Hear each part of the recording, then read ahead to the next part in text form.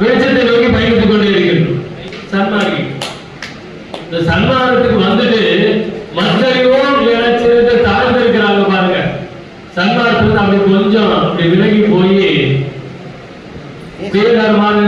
அவங்க வெளிச்சத்திலிருந்து இருட்டை நோக்கி பயணிப்பார்கள். ஏன்னா இங்க வந்தாச்சு, இதுக்கு மேல நம்ம எங்க போகணும்? வேற எதையும் தேடலாமா? வேற எதாவது தேட என்ன ஆகும்? மற்றவங்களோ நினைச்சிருந்து தாழ்ந்தையும் போயிடானால் மரணங்களும் பெரும்பாலும் வந்துடுமே, சற்றுமதை நும்மாலே தடுக்க முடியாது. சமரச சன்மான சங்க தவறுகளெல்லாம் அதை எட்டி நின்று தடுக்க வல்லார் இவ்வுலகில் எவரும் இல்லை கட்டியும். அப்போ இங்க வந்துட்டு அப்படி போறதெல்லாம் வெளிச்சத்துல இருந்து இந்த இருட்டுல இருந்து இருட்டுக்கு போறவங்க யாரு? இருட்டுல இருந்து இருட்டுக்கு போறவங்க சன்மார்க்கம் என்னன்னு தெரியாது. துன்மார்க்க கடையிலே மூழ்கி இருப்பவர்கள் அவங்க என்ன பண்ணுவாங்க? இன்னும் இன்னும் இன்னும் கொஞ்சம் பணம் சேர்க்கலாம், இன்னும் கொஞ்சம் பொருள் சேர்க்கலாம், இன்னும் கொஞ்சம் புகழ் சேர்க்கலாம்.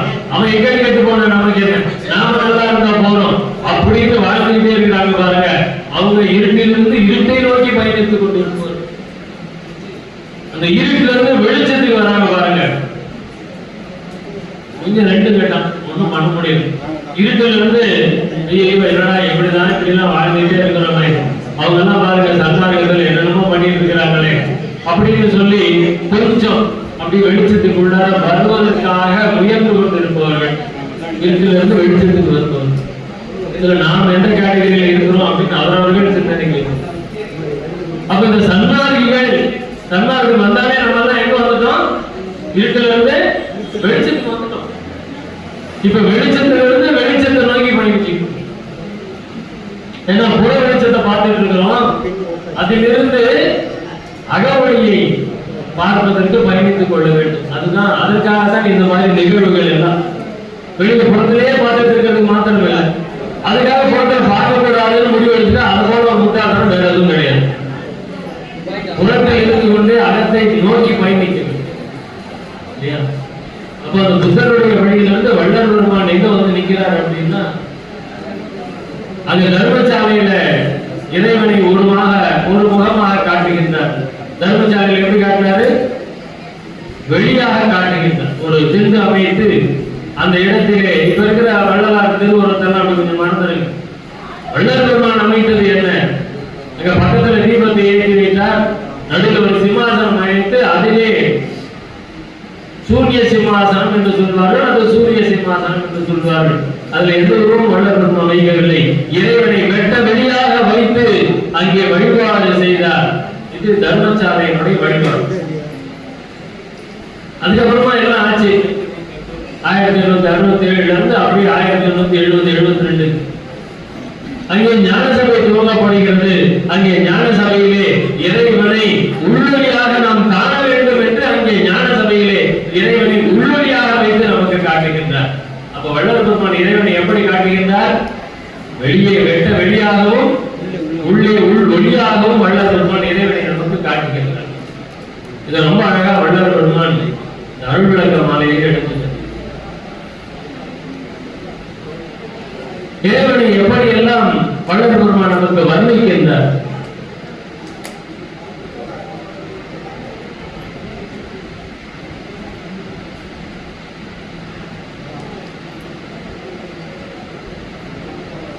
இறைவனை பற்றி வள்ளல் பெருமான் இந்த அருள் விளக்க மாலையிலே எவையெல்லாம் சொல்லுகின்றார். இறைவன் எப்படி இனிப்பான் என்று சொல்லுகின்றார்.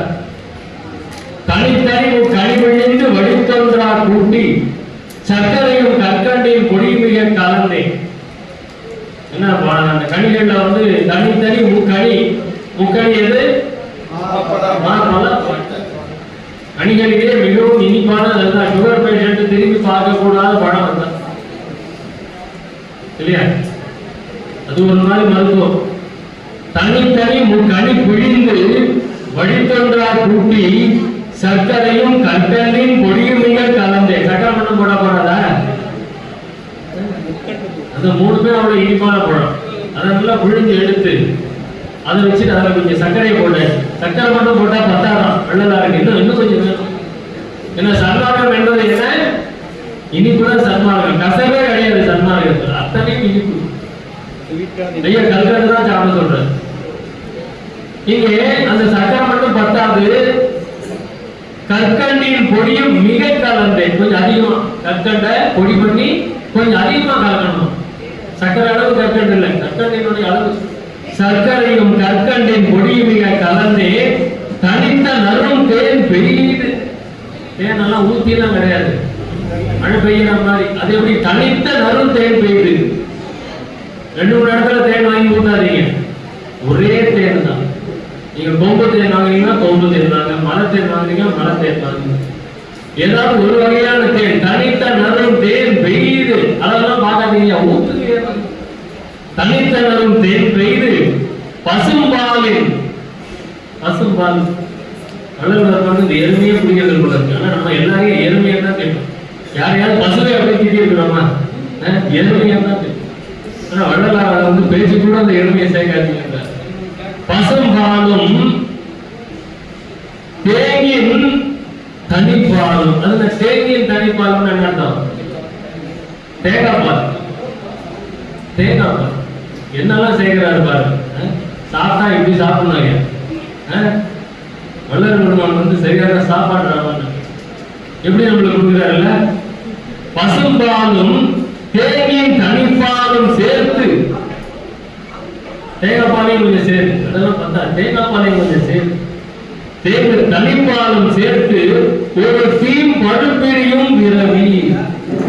ஒரு தீம் பருப்பிடியும். அது நான் பருப்புனா என்ன? பைத்தம் பருப்பு, வேற ஒன்றும் இல்லை. ஐயா அந்த தவளை பருப்புலாம் கூட அவ்வளோ சேர்க்க சொல்லலை. இது இந்த பைத்தம் பருப்பு. அதை வந்து கொஞ்சம் லேசா பொன்னிறமா வறுத்துக்கணும். சும்மாலாம் போட்டாட்டீங்க, அதை லேசா பொன்னிறமா வறுத்துக்கணும். சேர்த்தீம் பருப்பெரியும் விரவி இனித்த நடு நெய் அடைந்தே. எவ்வளவோ போட்டாச்சு, தேனும் போட்டாச்சு, பசும்பால் போட்டாச்சு, தேங்காய் பால் போட்டாச்சு, பத்தலை. நெய் இனித்த நடு நெய் அலைந்தே. அது நெய்யை போட்டு சும்மா அப்படியே நெய் அலைந்தே இளஞ்சூட்டி நிறைக்கி. ஜில்லுன்னா நல்லா இருக்கு, கொஞ்சம் சூடு பண்ணுங்க லேசா, அப்படியே வர இளஞ்சூட்டி நிறைக்கி எடுத்த சுவை கட்டினும். இதை அப்படியே கற்பனை பண்ணி பார்த்துக்கோங்கப்பா. என்னெல்லாம் இப்ப சொல்லியிருக்கோம் அதெல்லாம் போட்டு எடுத்து அதை அப்படியே லேசா சூடு பண்ணி எடுத்து வச்சு அதை சாப்பிட்டா எப்படி இருக்கும்? நாட்களை வச்சு ஒரு நாள் செஞ்சு பார்க்கணும். எடுத்து சுவை கட்டினும் இனிப்பிடம் கொள்ளாமலே. அமுதம் எப்படி இருக்கும்?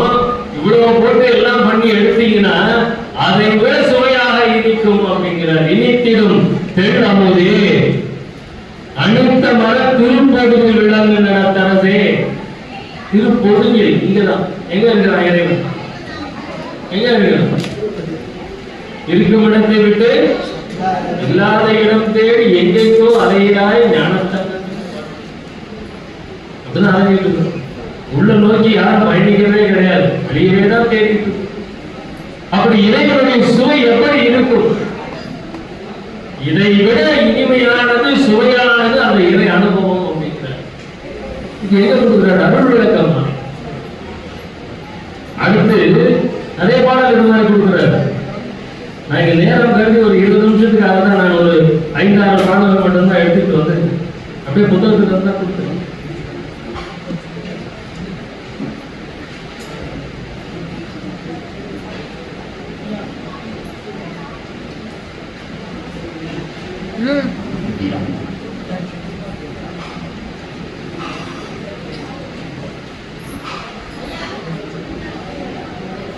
பார்த்தாலும் நினைத்தாலும் படித்தாலும், இந்த பார்த்தாலும் நினைத்தாலும் பாருங்க, என்னை பார்த்தா எல்லாருக்கும் கோபம் தான் வரும். இவெல்லாம் ஒரு சன்மாரியா நெத்தியில பட்டையா விபூதிச்சுட்டு சந்தனம் வச்சு குங்குமம் வச்சு கொண்டு உட்காந்துருக்கிறான். வீட்டுல வள்ளல் பெருமான் உருவச்சிலை வச்சு அபிஷேகம் பண்ணிட்டு இருக்கிறான்.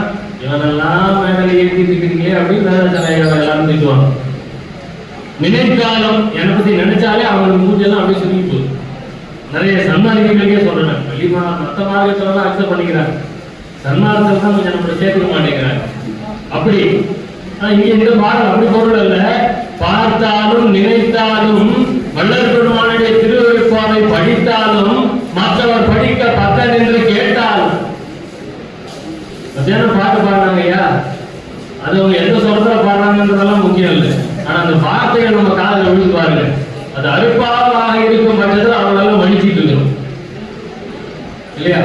பார்த்தாலும் நினைத்தாலும் படித்தாலும் படிக்க பக்கம் என்று கேட்டாலும் பரிந்து உணர்ந்தாலும், நினைந்து நினைந்து உணர்ந்து உணர்ந்து, சும்மா அப்படியே படிச்சுட்டு போறேன் அப்படின்னு நானும் கச்சேரிக்கு போறேன்னு போய் இருந்தா பிரச்சனை இல்லை. பார்த்தாலும் நினைத்தாலும் படித்தாலும் படிக்க பக்கம் என்று கேட்டாலும் பரிந்து உணர்ந்தாலும், ஈர்த்தாலும் பிடித்தாலும் கட்டி அணைத்தாலும். எனக்கு கொஞ்சம் உடம்புக்கு முடியலன்னு வச்சுக்கோங்களேன், அருப்பாவை எடுத்து நெஞ்சில் வச்சுட்டு தான் படிச்சுக்கலாம். அருப்பாவை வச்சு அப்படியே மேல வச்சுட்டு படிக்கும்.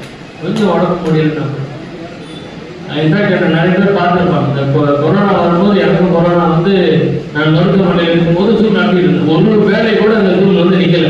கொரோனால நான் மருத்துவமனையில் இருந்தா கூட சூழ் நடந்துட்டு இருந்தது.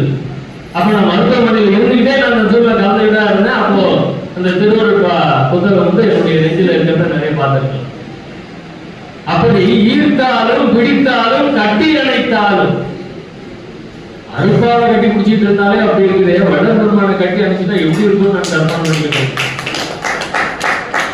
அந்த பயமெல்லாம் அப்படியே பறந்து போடுது. அந்த புத்தகத்துல எடுத்து அப்படி மேல வச்சுக்கிட்டாலே பயமெல்லாம் பறந்து. பார்த்தாலும் நினைத்தாலும் படித்தாலும் படிக்க பக்கம் என்று கேட்டாலும் பரிந்து உணர்ந்தாலும் ஈர்த்தாலும் பிடித்தாலும் கட்டி அணைத்தாலும் இத்தனைக்கும் சித்திக்கும் இனித்த சுவை தரும். இத்தனைக்கும் எது பண்ணாலும் சரி எல்லாத்துக்குமே இனிக்குமா, இனித்த சுவை தரும். அந்த மாதிரி நம்மளுடைய வள்ளல் பெருமான் அப்படி பிடிக்கும் போது ஒரு சுகம் இருக்கு பாருங்க. அதெல்லாம் அனுபவிச்சு மட்டும்தான் பார்க்க முடியும். அதெல்லாம் யாரும் சொல்லி பார்க்க முடியும். சர்க்கரை எப்படி இருக்கணும் என்ன சொல்றதுங்க, வாயில போட்டுதான் அவங்களுக்கு அதை புரிய வைக்க முடியும் ஒழிய நம்மளால சொல்லி புரிய வைக்க. அந்த மாதிரி வேர்காவி மயங்காது கணிந்தனரும் கரியே வெய்வை அறிவானந்தம் விளக்கும் அருள் அமுதி தீர்த்தால் என்று அன்பரெல்லாம் தொழ பொதுவில் நடிக்கும் தெய்வம் நடந்தாங்க. இங்கதான் எங்க இருக்கிறான் இறைவன் அப்படின்னா இங்க கிட்டத்திலே இருக்கிறான். அஞ்சாதே நெஞ்சே அஞ்சாதே அஞ்சமில்லார் நாம் வருத்தினில் அப்போதே அஞ்சல் என்பார். இதுதான் அம்பலத்தில் இருக்கின்றார். எங்க இருக்கிறார்? இதோ அம்பலத்தில் இருக்கின்றார். அஞ்சாதே நெஞ்சே அஞ்சாதே உள்ளும் குளமும் வள்ளல் இருக்க வாட்டம் ஏன் முகம் வாடி போகுது? அப்படியே கொஞ்சம் கை கால் அசந்து போச்சுன்னா அவ்வளவுதான். அது ஏன் ஒண்ணும் ஆகாது. ஒரு 2 நிமிஷம் அப்படியே கண்ண மூடிட்டு வளர்ப்பதுமானே ராமலிங்காய நம்ம சொல்லி பாருங்க. இல்ல அதுக்கு சொல்ல பிடிக்கலையா? ஐயோ வேற ராமலிங்காய நம்ம நான் சொன்னேன்னு எனக்கு ஒரு பெரிய கஷ்டம். ஒருத்தர் ஒரு பதிவு வாட்ஸ்அப்ல பதிவு அனுப்புறாரு. நீங்கள் வடமொழி சொல்லை உபயோகிக்கிறீர்கள், ராமலிங்கா போற்றி என்றுதான் சொல்ல வேண்டும். ராமலிங்காய நமகை என்று சொன்னால் உங்கள் குடும்பமே அழிந்து விடும். எனக்கு வாட்ஸ்அப் நான் ரொம்ப சந்தோஷங்க அவங்களுடைய வாழ்த்ததுக்கு. ராமலிங்காய நமகன்னா என்ன அர்த்தம்? ராமலிங்கா அபயம், ராமலிங்கா சரணம் தான் அர்த்தம். அந்த வடமொழி சொல்லை அவங்க தமிழ் பற்றுள்ளவர்கள். மலேசியாவில சொன்னாங்க, நான் முதல்ல நீ சென்னைக்கு தமிழ்நாடு திரும்பி வைப்பாங்க. தமிழ் பட்டு மலேசியாவில் உட்காந்து அடிச்சுக்காதீங்க, முதல்ல தமிழ்நாட்டுக்கு வாங்க. அது மாதிரி இருக்கு.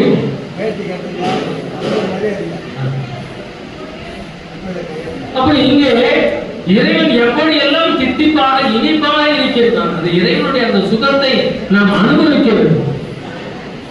அதை அருள்விளக்க மாலையில கூட வள்ளல் பெருமான் எடுத்து சொல்லி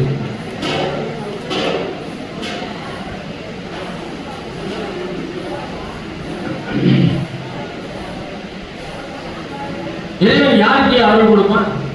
எல்லாருக்கும் கொடுப்பானா? சந்தேகமா தான் இருக்கு. எல்லாருக்கும் கொடுப்பானா சந்தேகம், எனக்கே சந்தேகமா தான் இருக்கு. எங்க அப்பாவுக்கு கொடுக்குறாரு, எனக்கு கொடுக்க மாட்டேங்கிறாரு அப்படின்னு பதில் சொல்றாரு. கல்லாருக்கும் நமக்கு ராகமான பாடல் மனுஷன் கல்லாருக்கும் கற்றவருக்கும் கழிப்பருளும், நல்லாருக்கும் கற்றவருக்கும் கழிப்பருளும் கழிப்பே தானாருக்கும் கண் ஐயாவை ராகம் பாடிட்டே போறேன். இதான் ஈர்த்தாலும் இந்த பாட்டு ஆரம்பிச்சுட்டா அப்படியே பாட ஆரம்பிச்சிடும். கல்லாருக்கும் கற்றவர்க்கும் கழிப்பருளும் கழிப்பே தானார்க்கும் கண்டவர்க்கும் கண்ணழிக்கும் கழிப்பு. இந்த மாதிரி காணாருக்கும் கண்டவர்க்கும் எனக்கு ஒரு பெரிய சந்தேகம். இந்த கண்பார்வை அற்றவர்கள் அருளை அடைய முடியுமா? கண்பார்வை அற்றவர்கள் அருளை அடைய முடியுமா? முடியாது. முடியும். இந்த பாட்டுதான் கொடுக்குறாரு. நான் ஒரு காலத்துல சந்தேகப்பட்டு இருந்தேன். நாமெல்லாம் வந்து கண்ணை வந்து இப்படி புருவ மத்தியை நோக்கி தவம் பண்ணணும்ன்றது அவங்களுக்கு எப்படி அதை சொல்லிக் கொடுக்கறது, அவங்க எப்படி அதை பண்றது? அந்த மாதிரிலாம் நிறைய உண்டு. அப்ப வந்து பதில் இந்த பாட்டு, காணார்க்கும் கண்டவர்க்கும் கண்ணழிக்கும் அவர்களுக்கு அந்த அகப்பார்வை கிடைக்கும். காணார்க்கும் கண்டவர்க்கும் கண்ணழிக்கும் வல்லார்க்கும் மாட்டார்க்கும் வரமழிக்கும் வரவே. அதுதான் வல்லார்க்கு கூட, அப்புறம் மாட்டார்க்கும் இறைவனே இல்லை அப்படின்னு சொல்றவனுக்கும் வரம் கொடுப்பாங்க.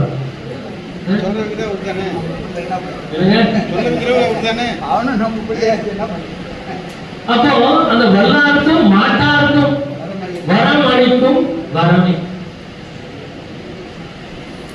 அந்த மாட்டாருக்கு அப்படின்னும் போது நம்மளுடைய அந்த முருகப்பெருமான் தான் ஞாபகம்.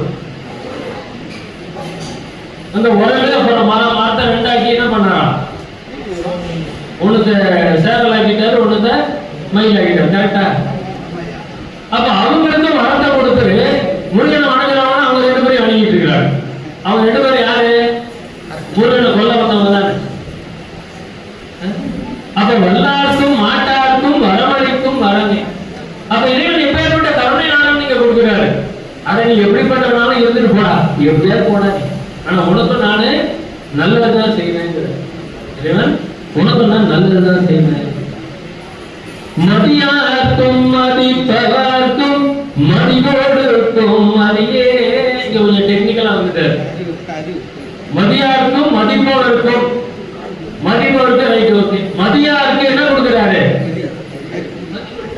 தெய்வங்கள் பல பல சிந்தை செய்வாரும் சேர்கதி பல பல செப்புகின்றாரும் பொய் வந்த கலைபல புகழ்ந்திடுவாரும் பொய் சமயாதியை மெச்சுகின்றாரும் மெய்வந்த திருவருள் விளக்கம் வந்தார் மேல் விளைவு அறிகிலர் ஈங்கழிக்கின்றார் எய்வந்த துன்பொழித்து அவருக்கு அறிவருள் மீறி. என்னை பள்ளி எழுப்பி, என்னை வந்து அந்த அறியாமையிலிருந்து எழுப்பி, அஞ்ஞானத்திலிருந்து எழுப்பி எனக்கு நல்ல அறிவெல்லாம் கொடுத்துட்டியே, அவங்களுக்கு நல்ல அறிவு கொண்டு இங்க அதான் கொடுக்குறார். மதியாருக்கும் மதிப்பவர்க்கும் மதிவனுக்கும் அவங்களுக்கு அறிவை கொடுக்கக்கூடியவங்க. நல்லார்க்கும் பொல்லார்க்கும் நடுவின்ற நடுவே. நல்லார்க்கும் பொல்லார்க்கும் நடுவின்ற என்ன பண்ணிருக்கீங்க நீங்க? நல்லவங்களாம் சேர்ந்து என்ன மேடையில் எழுதி திருத்த பாக்குறீங்க. ஒவ்வொருத்தரையும் என்ன மேடையில் எழுதி என்ன பண்ண பாக்குறீங்க? என்ன திருத்த பாக்குறீங்க. நடுநிலையில இருந்து இவன் பாவம் வீணா போயிட்டே இருக்கிறான், இவன் இப்படியே விட்டா வீணா போயிடுவான், கூப்பிட அவனை சொற்பொழிவுக்கு அருள் படிக்க அவனை அப்படின்னு நினைச்சாலே என்னை படிக்க வச்சு இங்க கொண்டாந்து உட்காரு. நல்லார்க்கும் பொல்லார்க்கும் நடுநின்ற நடுவே. நலர்களுக்கும் சுரர்களுக்கும் நலன் கொடுக்கும் நலமே. நலர்கள் யாரு? சுரர்கள் யாரு? நரர்கள் யாரு? நம்ம ஏதோ நினைச்சிருக்க வேண்டாம், நம்ம எல்லாம் தான் நரர்கள். நமரங்கள் அப்படிங்கிற நரர்களுக்கும் சுரர்கள் யாரு? தேவர். நரர்களுக்கும் சுரர்களுக்கும் நலன் கொடுக்கும் நலன். எல்லாருக்கும் நல்லதான். சுரர்களுக்கு எங்க நலன் கொடுக்கிறாரு? என்ன பண்றாரு? கைவர்கள்லாம் வந்து தீவர்கள்லாம் வந்து அசுரர்கள்லாம் வந்து தேவர்கள் அழிக்கும் போது அவர் ஒரு அவதாரம் எடுக்கிறார், எடுத்து எல்லாரையும் போட்டு தர்றார். நமக்கெல்லாம் கூட நிறைய அவதாரம் எடுத்துட்டார். இன்னொரு அவதாரம் தான் பாக்கி இருக்குது. அது எல்லாரும் வந்து பட்டாவதாரம் கல்கி அவதாரம் சொல்லிட்டு இருக்காங்க. அதெல்லாம் இனிமே வராது. ஏற்கனவே அவதாரம் எடுத்தாங்க விட்டது. 1823 நம்மை அனைவரையும் திருத்துவதற்கு வள்ளல் பெருமான் அவதரித்து விட்டார். அவ்வளவுதான். இதுக்கு மேலாம் அவதாரங்கள் கிடையாது. யாராவது சொன்னா நம்பாதீங்க. அவ்வளவுதான், அவதாரங்கள் முடிந்து விட்டது. அகத்தை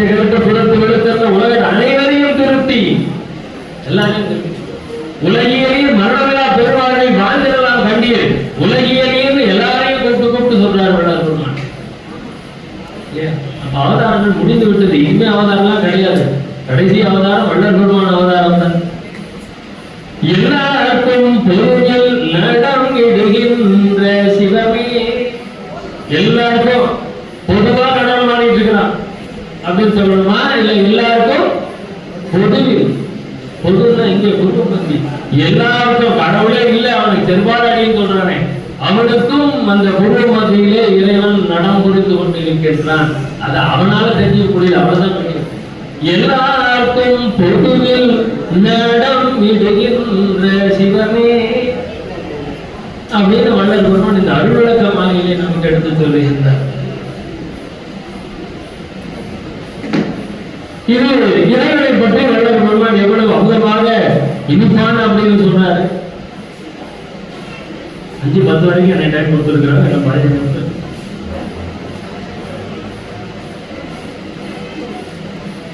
வள்ளல் பெருமானுக்கும் இறைவனுக்கும் என்ன தொடர்பு இருக்குது? அது சொல்லணுமா வேண்டாமாங்க? நம்ம எல்லாம் வள்ளல் பெருமான் தம்முடைய அனுபவங்களை அனுபவ மாலையில தான் போய் தேடி முடிச்சுட்டு இருக்கோம். இல்ல 4ஆம் திருமுறையிலே வள்ளல் பெருமான் அனுபவங்கள்லாம் உண்டு. தெய்வமணி மாலையில வானவிழா பெருமாளை பற்றி வள்ளலார் சொன்னாருன்னு அழகா சொன்னாங்க. 2ஆம் திருமுறையிலே வள்ளல் பெருமான் மரணத்தை வென்றுவிட்டேன் என்று பதிவு செய்திருக்கின்றார். 2ஆம் திருமுறையிலே சென்னையில் இருக்கும்போது அவர் மரணத்தை வென்றவர். நம்ம எல்லாம் தர்மசாலைக்கு போனாரு, மேட்டுக்கு போனார், அங்கதான் ஜெயிச்சாரு. இல்லை, சென்னையிலேயே வள்ளல் பெருமான் எல்லா நிலையும் கடந்து கடவுள் நிலையிலிருந்து அம்மையும் ஆனவர். சென்னையிலேயே அவர் வெளிப்படுத்தல, அப்படியே விழுந்து வர. இங்கே தாய் முதல்வரோடு சிறிய பருவ மதில் பிள்ளை தளத்திலேயே திரையூட்ட தரிசித்த போது வேதகைமையை காட்டாத எந்தனைக்கு எல்லாம் வெட்ட வெளியாக காட்டிய என் மெய்வானாம் பொருளை.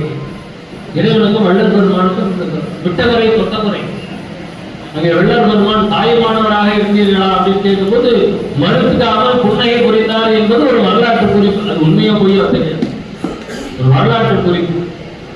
அதே மாதிரி இங்கேயும் வரலாற்று குறிப்பு. வள்ளல் பெருமான் 5 வயது குழந்தையாக இருக்கும் பொழுது சிதம்பரத்திற்கு எடுத்துச் சென்றார்கள். அங்கே திரை தூக்கி தரிசனம் காட்டும் போது இந்த குழந்தை கலகலன் என்று சிரித்தது. அப்பைய தீட்சிதர் இது ஞான குழந்தை அப்படின்னு சொல்லி பாராட்டினார் என்பது ஒரு வரலாற்று குறிப்பு. இங்க வள்ளல் பெருமான் அந்த நிகழ்வை இங்கே பதிவு செய்கின்றார். எந்த இடத்திலே? அருள்விளக்க மாலையிலே பதிவு செய்கின்றார். இது எப்ப பாடின பாட்டு, அந்த ஆராய்ச்சிக்கெல்லாம் இப்ப நம்ம போவோம். அருள்விளக்க மாலையிலே என்ன பதிவு பண்ணுகின்றார்? தாய் முதல்வரோடு. இங்கே இந்த தாய் முதல்வரோடு என்று சொல்வதை நாம் குறித்து நோக்க வேண்டும். அங்கே தந்தை முதல்வரோடு என்று ஒரு வார்த்தையை பயன்படுத்தாமல் தாய் முதல்வரோடு என்று சொல்லும்போது அங்கே தாயை முதன்மைப்படுத்தி முதன்மைப்படுத்தி காட்டுகின்ற காரணத்தினால் வள்ளல் பெருமான் தந்தையை இழந்த பிறகு இங்கே சிதம்பரத்திற்கு சென்றிருப்பாரோ என்ற ஐயப்பாடு எனக்கு இருக்கிறது. இங்கே தாய் முதல்வரோடு சிறிய பருவம். அதில் இந்த சிறிய பருவம்னா வள்ளல் பெருமான் விளக்கம் கொடுக்கிறார். அது சத்தியமா 5 மாத குழந்தை அல்ல. அந்த சிறிய பருவம் என்று சொல்லும் பொழுது அது 7 வயது முதல் 9-10 வயது வரை இந்த வள்ளல் பெருமானுடைய குறிப்பு சொல்லுகிறது. அப்ப இங்க தாய் முதல்வரோடு சிறிய பருவம் அதில் அப்படின்னும் பொழுது 5 மாத குழந்தையாக இருக்கும் பொழுது வள்ளல் பெருமான் சிதம்பரத்திற்கு சென்றிருக்க மாட்டார் என்பதை நாம் புரிந்து கொள்ளலாம். அதே போல தாய் முதல்வரோடு என்று சொல்லும் பொழுது வள்ளல் பெருமானுடைய தந்தை எப்பொழுது மறைந்தார் என்பதற்கு ஆதாரபூர்வமான தகவல் கிடையாது. வள்ளல் பெருமான் 6 மாத குழந்தையாக இருக்கும் பொழுது அவர் இறந்திருக்கின்றார் என்று ஒரு குறிப்பு சொல்லுகின்றது. ஆதாரங்கள் இல்லாத குறிப்பு. அது மட்டுமல்ல, வள்ளல் பெருமானுடைய தாய் எப்பொழுது மரணம் அடைந்தார் என்று கூட ஆதாரங்கள் திருவருட்பாவிலோ அல்லது இல்லை.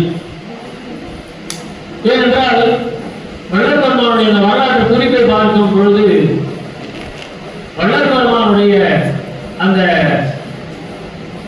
திதி, தந்தையாரின் திதியின் பொழுது வள்ளல் பெருமான் மாலையிலே வந்து உணவருந்தியதாகவும் அதை கண்டு அந்நியார் கண்ணீர் வடித்து அழுததால் வள்ளல் பெருமான் இனி நான் வீட்டிலேயே தந்துகிட்டேன், எனக்கு ஒரு அறையை ஒதுக்கி தர வேண்டும் என்று சொல்லியதாகவும் வரலாறு கூறுகின்றது. கொஞ்சம் இந்த இடத்துல கவனமா பார்க்கணும்.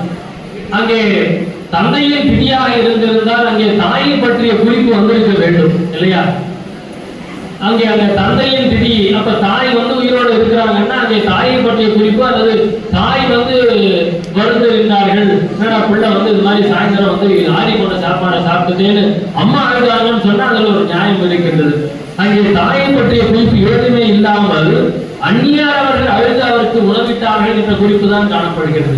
அப்பொழுது அந்த திதி தாயாருடைய திதியாக இருக்குமோ என்கின்ற ஐயப்பாடு எனக்கு எழுதும். என்றால் அந்த தந்தை திதியாக இருந்தால் தாய் என்று கண்டிப்பாக இருந்திருக்க வேண்டும். ஏன்னா உறவினர்கள் அனைவரும் வந்திருக்கும் பொழுது தாயார் இல்லாமல் இருப்பது முறையாகாது. அப்போது அங்கே தாயை பற்றிய குறிப்பு இல்லாத காரணத்தினால் ஒருவேளை அது தாயின் திதியாக இருந்திருக்க வேண்டுமோ, அப்பொழுதுதானே தாயார் அங்கு இல்லாமல் அந்நியாரிவருக்கு அந்த ஆறிப்போன உணவை அளித்து வருந்தி அழுதிருக்கலாம் என்கின்ற ஒரு வினை. அப்ப இங்கே தாய் முதல்வரு சிறிய பருவமதில் இல்லை காலத்திலேயே திரையூக்க தரிசித்த போது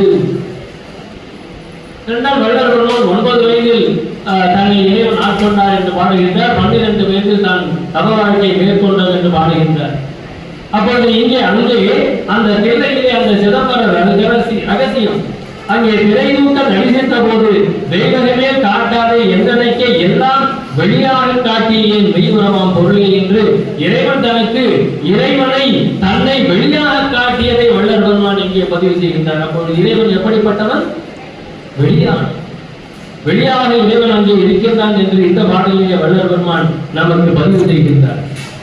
ஓங்கியவர் துணையின்றி பாதி இளவதிலே உயர்ந்த ஒட்டு திண்ணையிலே படுத்த கடை சிறிய தூங்கி மிக புரண்டு விழ தரையில் விழாது எனையே தூக்கி எடுத்து அணைத்து கீழிடத்திய மெய் துணையே தாங்கிய என் உயிர் இன்பம் தந்த பெருந்தகையே சத்குருவே நான் பெரும் தவப்பயனாம் பொருளே ஏங்கிய என் ஏக்கமெல்லாம் தவிர்த்தருளி பொதுவில் இலகு நலம் தடை செய்யும் இசையும் அணிந்தவனே ஓங்கிய ஓர் துணையின்றி பாதி இளவதிலே உயர்ந்த ஒட்டு திண்ணையிலே படுத்த கடை சிறியே தூங்கி மிக புரண்டு விழ தடையில் விழாது எனையே தூக்கி எடுத்து அணைத்து கிடத்திய மெய்துணை. இது வரலாறு ரொம்ப அழகா படம் போட்டு கொடுத்திருப்பாங்க. அடுத்த திரைப்படத்தில் ரொம்ப அழகா விளக்கி காட்டியிருப்பாங்க.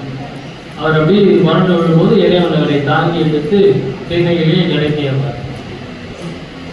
அப்ப தாயாகி தந்தையுமாய் தாங்குகின்ற தெய்வம் என்பதற்கு இந்த பாடல் அடிப்பாடலாக நடந்துகிறது. இறைவன் அப்படி தாயாக தந்தையாக இருந்து வள்ளல் பெருமானை தாங்கி அணைத்து வளர்த்து வந்திருந்தார். அதே நேரத்தோடு இன்னொரு பாடல் இருள் இரவில் ஒரு மூலை திண்ணையில் நான் பசித்தே இணைப்புடனே படுத்திருக்க என்னை தேடி வந்து பொருள் உணவு கொடுத்து உள்ள செய்வித்தே. இந்த பாடலை பார்க்கும் போதுதான் முன்னாடி பாடலுக்கு விளக்கத்துக்கு நான் போனோம். இந்த இடத்துல அங்கே உருண்டு விழும்போது எடுத்து தூக்கி அணைச்சாங்க, மேல வச்சுட்டாங்க. இங்கே இந்த பாடல் இதற்கு அடுத்த பாடல் ஒன்று இருக்கு. நான் பசித்த போதெல்லாம் தான் பசித்ததாகி நல்லுணவு கொடுத்து என்னை செல்வமுற வளர்த்தேன். இந்த இடத்துல என்ன கொடுக்கிறாரு? அதுக்கு முன்னாடி பாடல் அதுல என்ன கொடுக்கிறாரு? இருள் இரவில் ஒரு மூலை திண்ணையில் நான் பசித்தே இளைப்புடனே படுத்திருக்க என்னை தேடி வந்து பொருளுணவு கொடுத்து உண்ண செய்வித்தேன். இதுதான் நம்ம சினிமாவில் பார்த்த காட்சி. பொருளுணவு கொடுத்து பசியோட படுத்துட்டு இருக்கிறாரு. என்னப்பா ஒற்றியூருக்கு போயிட்டு பசியோட வந்து படுத்துட்டு இருக்கியா, என்னப்பா சாப்பிடலையேன்னு அந்நியார் உறுதியில் வடிவுடைய அம்மன் வந்து அவருக்கு சாப்பாடு கொடுத்தாங்க. அவர் சாப்பிட்டுட்டு மறுபடியும் தூங்கிட்டாரு. மறுபடியும் வந்து அந்நியார் எழுப்புறாங்க. என்ன இப்பதானே அம்மா சாப்பாடு கொடுத்தீங்க அப்படின்னா, என்ன நான் சாப்பாடு கொடுத்தேன்னா அப்படின்னு அவங்க ஆச்சரியப்பட, இவர் இது வரைக்கும் பாருங்க நீங்க சாப்பாடு கொடுத்த அந்த வட்டியில் அப்படின்னு அந்த தட்டை காமிக்க, இப்படி ஒரு காட்சி. இதுதான் இந்த பாடலின் பொருள். ஏன்னா பொருள் உணவு கொடுத்து உண்ண செய்வித்தே பசியை போக்கி அருள் புரிந்த எந்த புண்ணிய நற்புறையே. அடுத்த பாடல் பாருங்க. நான் பசித்த போதெல்லாம் தான் பசித்ததாகி நல்லுணவு கொடுத்து என்னை செல்வமுற வளர்த்தே மூன் பசித்த இழைப்பு என்றும் தோற்றாத வகையே ஒள்ளிய தெள் அமுதனுக்கு இன்று உவந்தளித்த ஒளியே. இந்த உணவு என்ன உணவு? இங்க அமுதம் கொடுக்குது. அங்கே பொருள் உணவு அப்படின்னா நம்ம சாப்பிடுற சாப்பாடு. அது பொருள் உணவு கொடுத்தேன் முன்னாடி பாடல சொல்லிட்டு அடுத்த பாடலே அவர் அழைத்த அந்த மேலான நிலையை ஏறாத நிலையில் ஏற்றிய எந்தனக்கே அந்த ஏறாத நிலையை இந்த பாடல் சொல்றாரு. நான் பசித்த போதெல்லாம் தான் பசித்ததாகி. இவருக்கு பசி எடுக்கும் போதுதான் என்ன பசி? அமுதம் வேணும், அமுதம் வேணும். அகவல் நீங்க வந்தீங்கன்னா அந்த அமுதத்துக்கு அப்படி ஒரு விளக்கம். நேற்றைய தினம் வந்து நம்ம மாண்பு ஏழுமலை ஐயா அவர்கள் நம்மளுடைய அந்த இணையதளத்தில் பேசினார். கிட்டத்தட்ட 1 அமுதம், 2 அமுதம், 9 வகை அமுதம், நவவகை அமுதம், அப்புறம் 19 வகை அமுதங்களை விளக்கி சொன்னார் அருட்பாளர். அப்படி அந்த அமுதம் அமுதம் அமுதம் இங்க அதுதான் கொடுக்கிறாரு. நல் உணவு கொடுத்து என்னை செல்வமுற வளர்த்து. என்ன செல்வம் இங்க? ஞான தெய்வம், அருள் செல்வம். செல்வமுற வளர்த்து ஊன் பசித்த இழைப்பு என்றும் தோற்றாத வகையே. இந்த உடம்புக்கு வருது, நமக்கு வர பசி அது வராது. ஊன் பசித்த இழைப்பென்றும் தோற்றாத வகையே ஒளிய தெள் அமுது எனக்கு இங்கு உவந்தளித்த ஒளியே. இப்படி வள்ளல் பெருமான் அந்த அமுதத்தை இறைவன் வள்ளல் பெருமான் பசிக்காக கொடுத்ததை இங்கே எடுத்து சொல்லுகின்றார். இப்படி பல பாடல்கள். இன்னும் 5 நிமிஷம் இருக்கு. ஒரு பாடல் மட்டும் சொல்லிட்டு நான் நிறைவு செய்கிறேன்.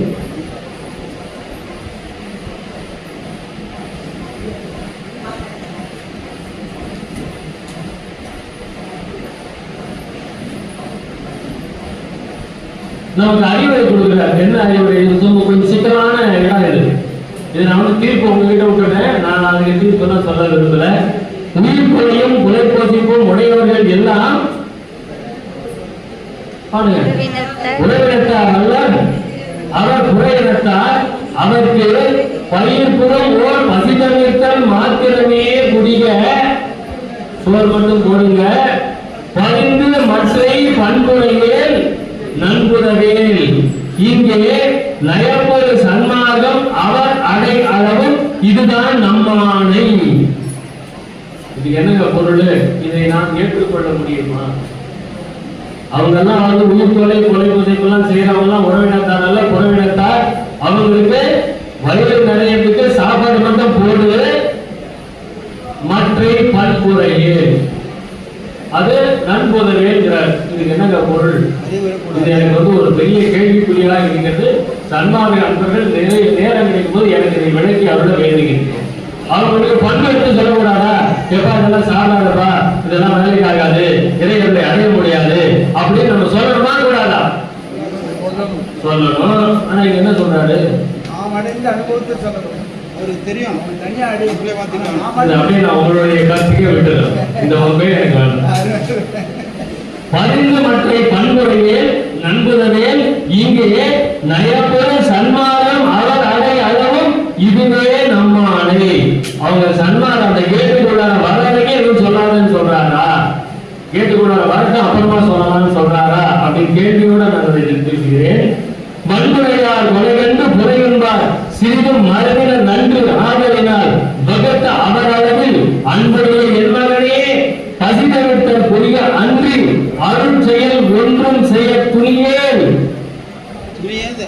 அவங்களுக்கு அருள் கொடுக்காதேன்னு இறைவன் வள்ளல் பெருமானுக்கு சொல்லியிருக்கிறார், ஆணையிட்டிருக்கிறார். அவங்களுக்குலாம் அருள் கொடுக்காத. அப்ப வள்ளல் பெருமானுடைய அருளையோ இறைவனுடைய அருளையோ நாம் அடைய வேண்டும் என்றால் உயிர் கொலையும் கொலை புதைப்பும் இருக்கக்கூடாது. அவ்வளவுதான். அது இருந்துச்சுன்னா புல் ஸ்டாப். அவங்களுக்கு ஒண்ணு கிடைக்காது. அவங்களுக்கு ஒண்ணு கிடைக்காது. தப்பா நினைச்சா நினைச்சுட்டு போட்டு பரவாயில்ல. கரெக்டுங்களா? என்ன இது எப்படி சொல்றாரு? வன்முறையார் கொலை கொண்டு கொலை கொள்வார் சிறிதும் மரபினர் அன்று சிறிதும் மரபினர் அன்று ஆதலினால் வகுத்த அவர் அளவில். நீங்க டென்ஷன் ஆகாதீங்க. 5 பதில் முடிச்சிடும். வகுத்த அவர் அளவில் அன்புடைய என் மகனே பசிதவிட்டல் புரிய அன்றி அருள் செயல் ஒன்றும் செய்ய துணியேல் என்றே இன்றை எந்தளவுக்கு இசைத்த என் குருவே. அப்ப இதெல்லாம் கொஞ்சம் நம்ம பொருள் கவனிக்கணும். பெரியவரே கொலை புரிந்து புலையுள்ளவரால் எதிலும் குறித்திருந்தவர் ஆபத்தில் வருந்துகின்ற போது படியில் அதை பார்க்கிறதே அவர் வருத்தம் துன்பம் பயம் தீர்த்து விடுக என பரிந்துரைத்த குருவே. உடனே அவங்களால ஏற கட்டிட்டு தூரம் போயிடாதீங்கப்பா. அவங்களுக்கு ஏதாவது ஒரு கஷ்டம் வந்ததுன்னா வருந்தி கட்டிட்டு போய் அவங்களுக்கு உதவி பண்ணுங்க. அவங்களுக்கு அருள் தான் செய்யக்கூடாது, கொடுக்க கூடாது. ஆனா உதவி பண்ணணும், கைவிட்டக்கூடாது. கைவிட மாட்டான் என்று ஊத்து சங்கை. அது யாருக்கு? நம்மளுக்கு மட்டும் இல்ல. அவன் சாப்பிடறவனா இருந்தாலும் சரி, எவனா இருந்தாலும் சரி, கைவிட மாட்டான். அதுதான் ரொம்ப அழகா சொல்றாரு. கொடியவரை கொலை புரிந்து குறைந்து வருவார் எனினும் குறித்திரும் ஒரு ஆபத்தில் வருந்துகின்ற போது படியில் அதை பார்த்துக்கவே அவர் வருத்தம் துன்பம் பயம் தீர்த்து விடுக என பரிந்துரைத்த குருவே. நம்மளுக்கு இதுதான் இல்லையா? நமக்கு இதெல்லாம் இல்லைன்னு நினைச்ச கூடாது. தயவுடையார் எல்லாரும் சமரச சன்மார்க்கம் சார்ந்தவரே. அவன் எந்த ஜாதி, எந்த மொழி, எந்த தேசம், எந்த குலம், எந்த இனம், எதையும் பார்க்க வேணாம். தயவு இருக்குதா, அவன் யாரு? சன்மார்க்கம் சார்ந்தவர். அவ்வளவுதான். சன்மார்க்கம் சார்ந்ததற்கு என்ன அடிப்படை? தயவு, கருணை, இரக்கம். அது இருந்ததுன்னா அவர்கள் சன்மார்க்கம் சார்ந்தவர்கள். அவருக்கு எச்சார கிட்ட வெக்காட்டி போட்டோம். உனக்கு என்ன தயவோடு இருக்கிறானா அவன் சன்மார்க்கம் சார்ந்ததான். முடிஞ்சு போச்சு. இப்படி வைக்கிற நம்ம ஒதுக்காத, இவரு வச்சா நம்ம ஒதுக்காத, இல்லையா? தயவுடையார் எல்லாரும். தயவுடையார்னா உடனே மாமிசத்தை எடுத்து சாப்பாடு போடுறவன் கிடையாது. அவனுக்கு தயவு இல்லைன்னு நம்ம முதல்ல புரிஞ்சுக்கணும். நான் கூட பிரியாணி 100 பேருக்கு டெய்லி போடுறேன் அப்படின்னா அது புண்ணியம் அல்ல, அது பாவ செயல். அவன் பாவம் பண்றது இல்லாம அந்த 100 பேரையும் பாவம் பண்ண வச்சுட்டு இருக்கான், இல்லையா? அதனால அதெல்லாம் நீங்க கணக்கு லிஸ்ட் தெரியாதீங்க. அதெல்லாம் தயவு கருணையெல்லாம் அது கிடையாது.